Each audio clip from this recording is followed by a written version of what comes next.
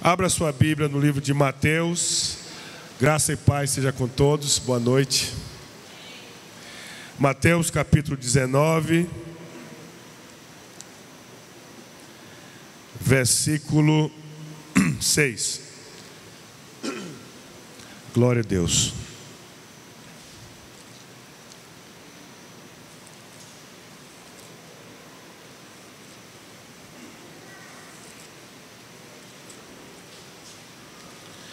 Mateus capítulo 19, versículo 6.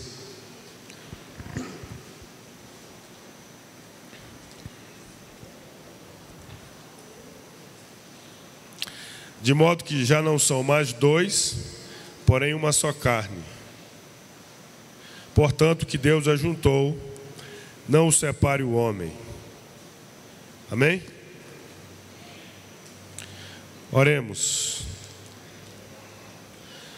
Senhor,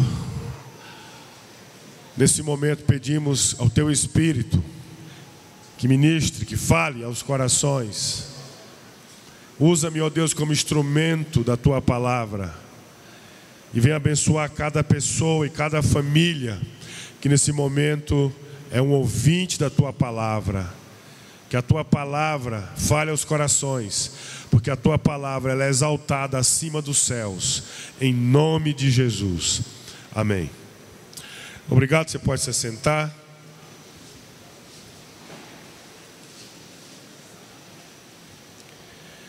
Nós temos falado nesses últimos dias sobre família.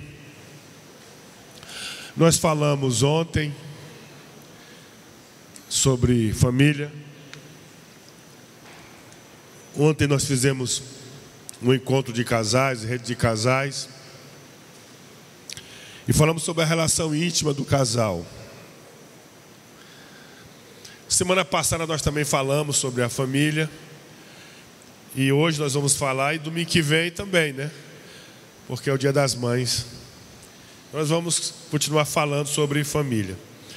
E hoje eu quero partilhar com vocês, em um tempo não muito grande, eu espero. 2 horas está bom para a irmã Maria? 2 horas de ministração? Amém. Então, casamento segundo Jesus. Vamos falar exatamente sobre isso. Porque na era que nós vivemos, tem muitas ideias que as pessoas pensam que é de Deus em relação ao casamento. E que, se analisarmos e confrontarmos com o Evangelho, são totalmente diferentes do que Jesus planejou, do que Deus planejou. Alguns anos atrás, teve aqui em Imperatriz aquela terrível lei, destrutiva lei da ideologia de gênero, que o nosso secretário da educação, que na época era um evangélico, disse que assinou sem ler tudo que estava no papel. E aí, automaticamente autorizou para que as escolas municipais ensinassem ideologia de gênero. Você sabe que ideologia de gênero é aquela história que a pessoa não nasce nem homem, nem mulher, que a pessoa vai decidir depois se é homem, se é mulher, que mulher pode virar homem, homem pode virar mulher, essas coisas aí, não é? Dessa ala progressista que tem no mundo inteiro. E nós então reunimos os pastores e nós fomos apoiar a mudança da lei. E nós tivemos que ir para a Câmara Municipal naqueles dias. E lá tinha aquele grupo, né? LGBT, não sei o quê, né? Para defender a ideologia de gênero. PSOL, esse povo aí, né? PT, os esquerdistas. E aí, aquele debate ali, algum vereador falando e tal, e eles lá gritando algumas palavras de guerra, lá deles. Aí nós resolvemos também gritar. Aí nós também nos levantamos e gritamos: família, família. Aí eles não se deram por vencido, se levantaram e gritaram também: família, família. Eram os dois grupos gritando a mesma coisa. Mas a família não era a mesma, a ideia de família não era a mesma. Mas todo mundo gritando o mesmo nome, família. Então existem muitos conceitos equivocados quanto ao casamento, à família. Então é interessante a gente clarear o casamento segundo Jesus. Então o que é que nós lemos nesse versículo 6? Em Mateus 19. Vocês não leram que no princípio, Jesus falando, o Criador os fez homem e mulher e disse: por essa razão o homem deixará pai e mãe e se unirá à sua mulher, e os dois se tornarão uma só carne. Assim eles já não são dois, mas sim uma só carne. Ele conclui: portanto, o que Deus uniu, ninguém o separe. Então, com base nessa declaração de Jesus, nós podemos fazer a seguinte definição do casamento. Então, casamento é um vínculo sagrado entre um homem e uma mulher, instituído por Deus, firmado diante dele e dos homens, consumado pela relação sexual e indissolúvel. Biblicamente nós podemos chegar a essa definição sobre o que seja casamento.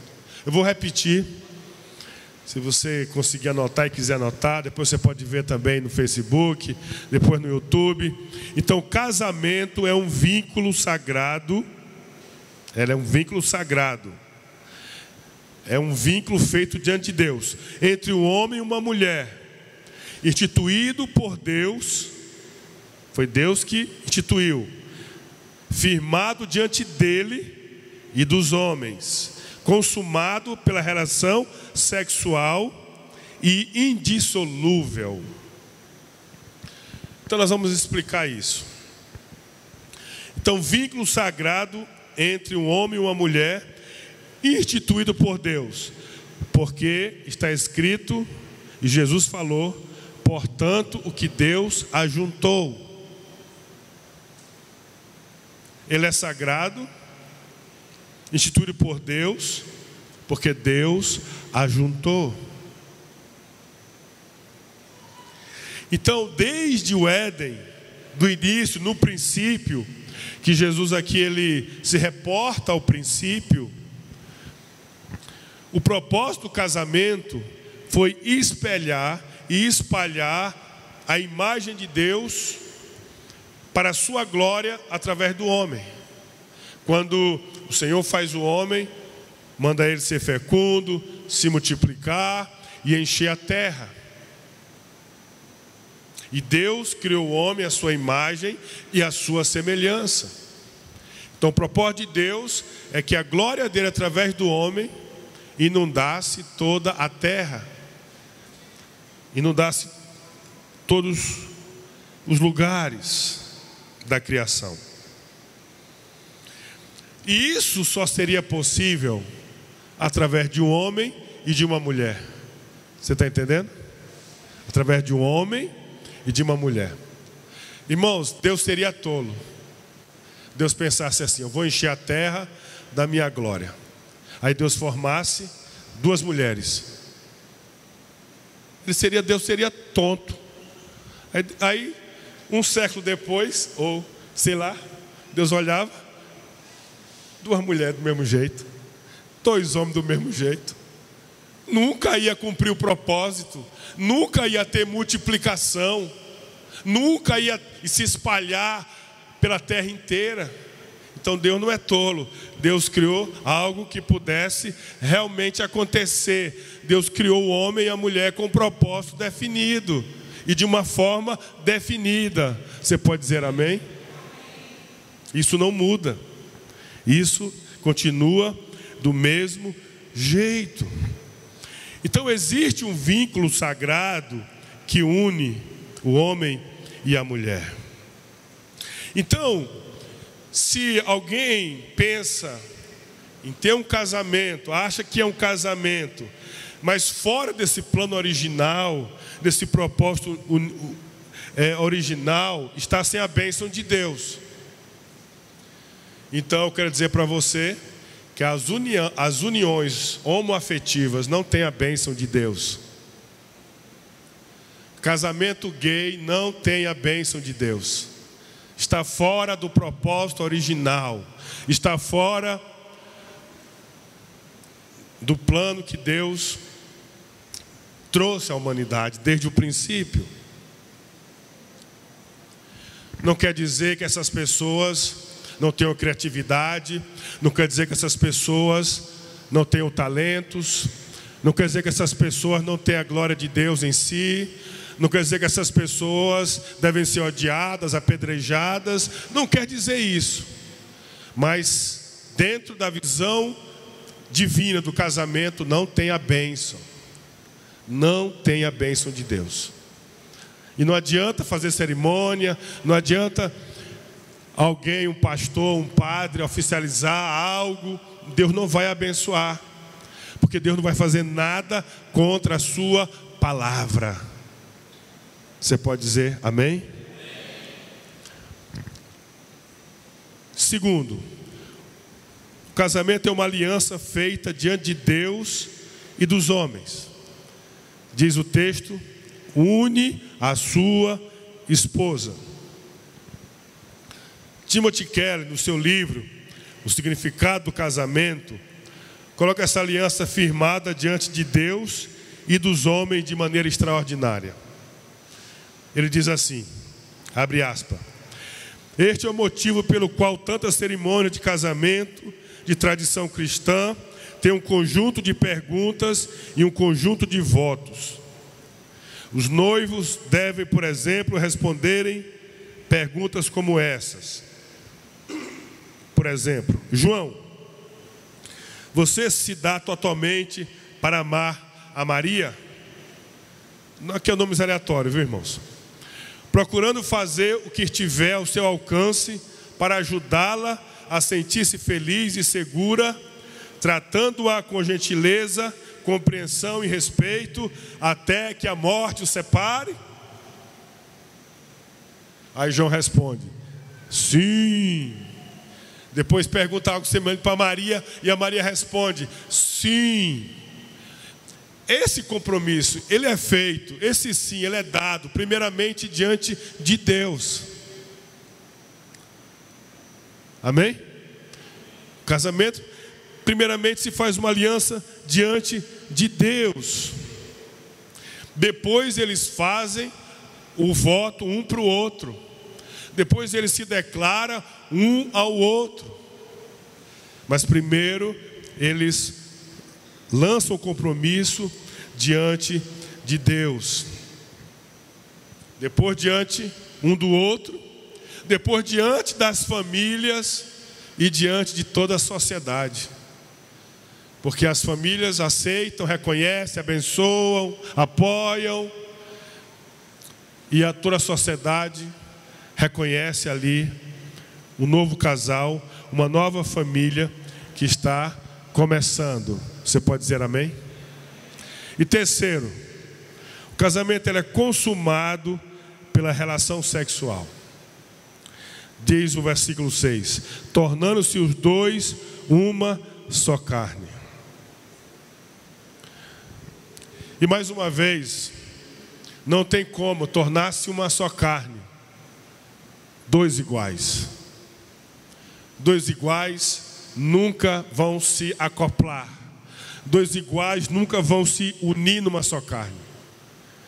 Para que haja uma só carne, tem que ser um homem e uma mulher. E o casamento, ele se consuma, não apenas na relação sexual, mas na relação sexual que torna o casal uma só carne. Isso é possível entre um homem e uma mulher.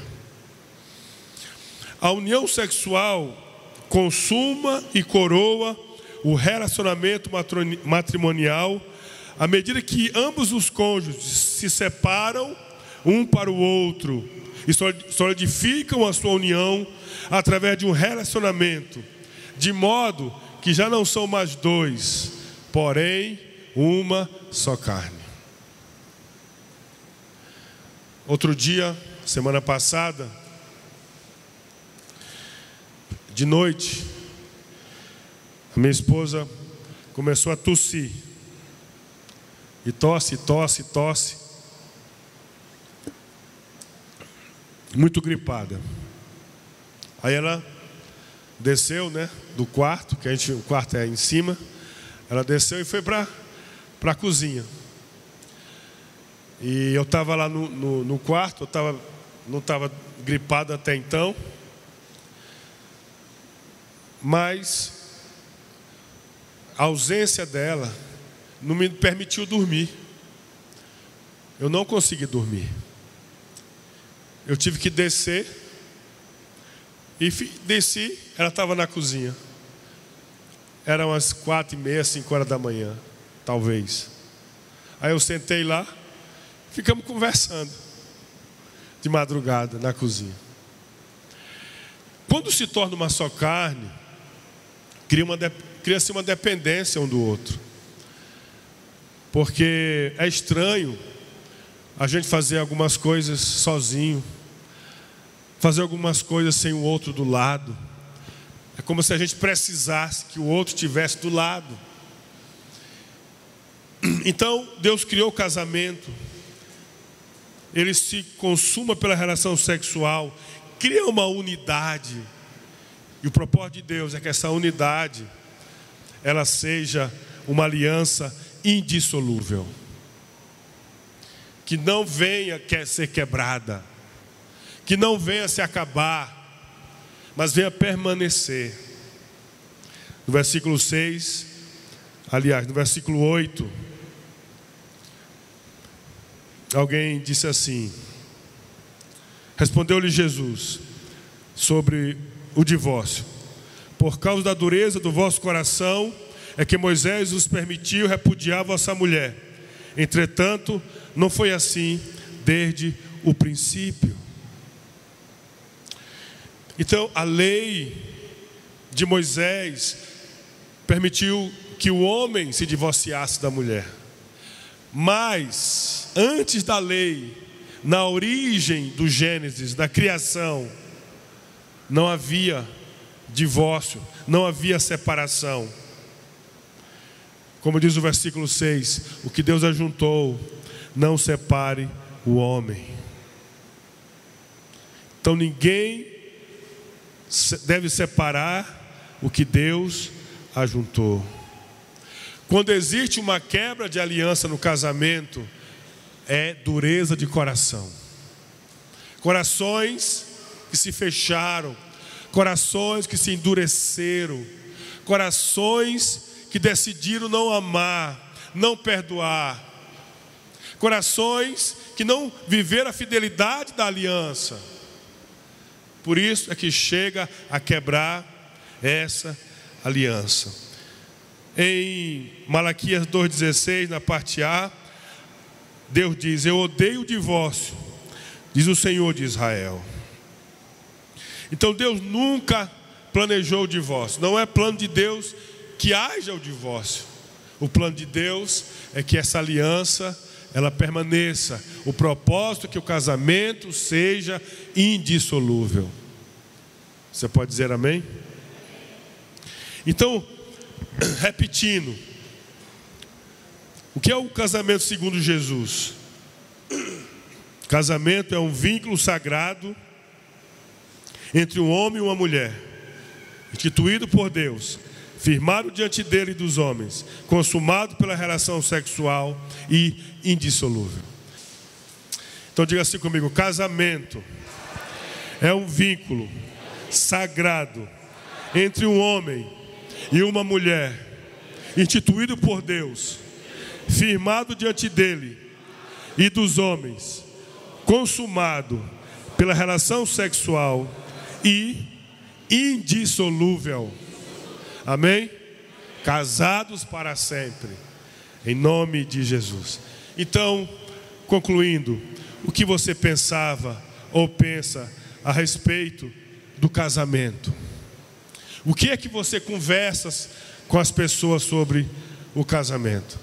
Que você não se esqueça nessa noite das palavras de Jesus, que nos ensina que o casamento é esse vínculo sagrado entre o homem e uma mulher, que é uma aliança feita diante de Deus e dos homens. Não é uma coisa banal. Que ele é consumado pela relação sexual, que ele é indissolúvel e que não deve ser quebrado a aliança, em nome do Senhor Jesus. Amém?